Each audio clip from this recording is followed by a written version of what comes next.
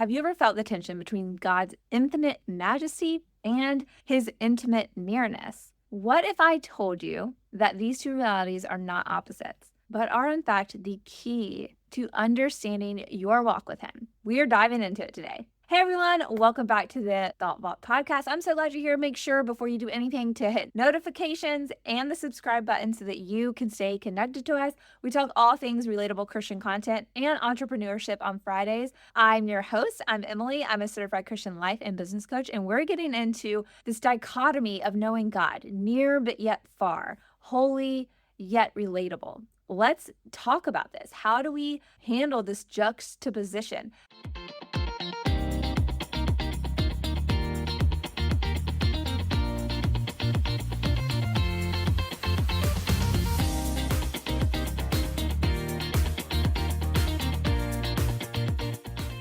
Okay, so now that we got that out of the way, we're going to talk about the profound truth that our relationship with God has in our life. He is both the end of our journey and the companion walking beside us. Isn't that a beautiful picture? Drawing from Saint Nicholas Cabasilas and insights on God as a mystery, we'll explore how this paradox transforms not only our faith, but also the way that we approach our daily struggles, how we deal with the joys and the uncertainties of our life. So point number one is this: God is closer than we think. Saint Nicholas talks about this by describing God, listen to this, as more affectionate than any friend, more loving than any father, and more a part of us than our own limbs. Think of the closest relationship in your life. Perhaps it's your spouse, it's your parent, it's a sibling, it's your best friend, it's your child. Imagine a love so deep, so present, that it surpasses even that.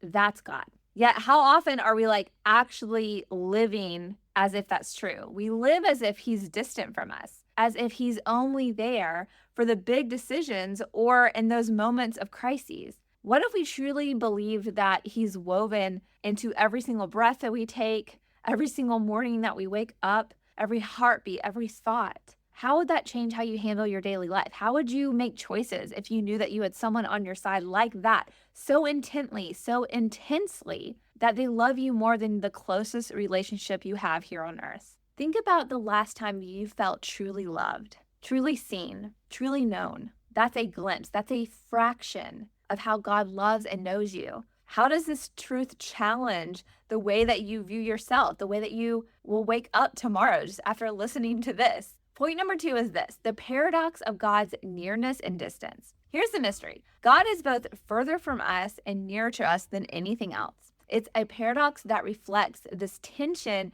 in our own faith journey. We crave his closeness, yet we often feel unworthy or distant or not capable of being understood. We understand him in part, but he's a mystery and we'll never fully comprehend that. And that makes him feel distant to us. That makes him feel like this man in the sky, so to speak. But here's the beauty. The more we lean into one pole of who God is, his nearness, the more we are drawn to the other, his infinite majesty. Imagine standing on the edge of the ocean. You're in awe of its vastness, how great, how large it is, yet every wave laps at your feet, inviting you to step in. That's what walking with God is like. Awe and intimacy at the same time. When was the last time that you felt both small and deeply loved? Maybe standing under a night sky or holding a newborn, knowing about the circle of life. That's a taste, just a mere taste of what it's like to be in God's presence. Point number three is this: God is both the destination and the companion. Saint Nicholas paints a picture of God as both the inn at which we rest for a night and the final end of our journey here on earth. Let that sink in. He is the end goal. He is the purpose. He's the success. He's the focus. He's the drive. He's the will. He is the goal. He's the reward. The eternal home that we long for, that eternal feeling of being known and loved to full capacity in spite of. But he's also the one that is walking beside you every step of the way. He's seeing all the struggles. He's knowing all your feelings. He relates to it. He understands it. He gets it. Think about a time when you were on this difficult journey, whether physical, emotional, or spiritual. Maybe you had someone who encouraged you or carried your load or simply stayed silent but present. That's God.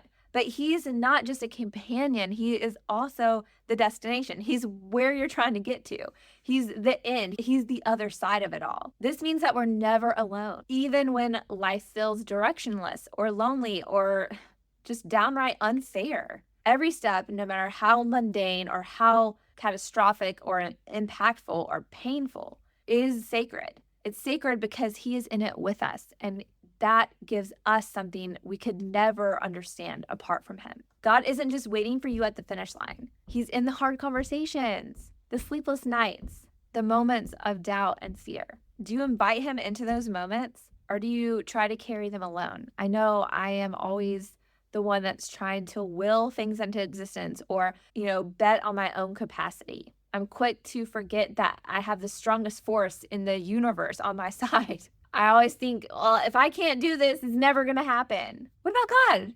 Does God say it can't happen? Here's what I want you to reflect on this week. I'm keeping this episode short for a reason. I want us to dive into this. We're about to be into, Advent season, and a season of just lamenting and loving and cheering over the impact that God has in our life, to celebrate him. A lot of us come to this end of the year thinking, what the heck just happened? How is next year going to be any better? Or, oh my gosh, could next year be actually worse? And I want you to approach it with these thoughts in mind. Where do you feel God's nearness right now? And where does he feel distant from you? Take a moment today to pause in the busyness of your life and just simply invite him in. Invite him into your thoughts, your struggles, your plans. Whisper, God, I know you're here. You might be surprised by how that simple acknowledgement shifts your perspective and actually does change your life. So today is about having reflection and being extremely intentional about what's happening, what's coming next, what's happening tomorrow. I want you to take some time to think about this, to get real with yourself, to get real with God.